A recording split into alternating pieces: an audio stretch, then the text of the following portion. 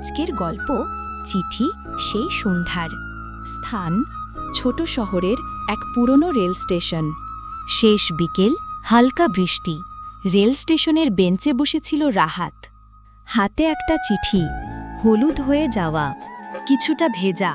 ওই চিঠিটাই ছিল তার শেষ স্মৃতি মায়ার।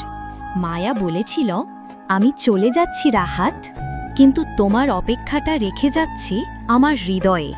যদি কখনো ফিরে আসি, জানবে আমি শুধু তোমারই ছিলাম। কিন্তু মায়া আর কোনোদিন ফিরে আসেনি। খালি ট্রেন আসে, খালি ট্রেন যায়। রাহাত শুধু অপেক্ষা করে।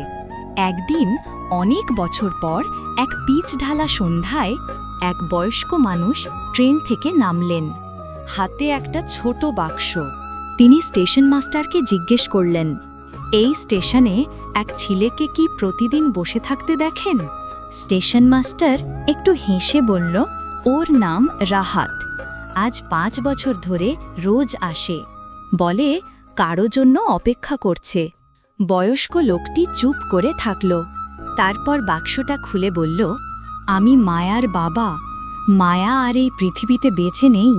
এই চিঠিটা ওর মৃত্যুর আগে লিখেছিল, তোমার জন্য।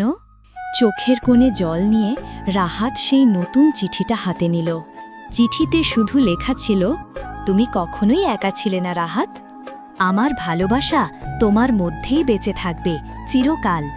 প্রিয় বন্ধুরা, আজকের গল্প কেমন লাগলো বলো? আমাদের চ্যানেলটি সাবস্ক্রাইব করতে ভুলো না।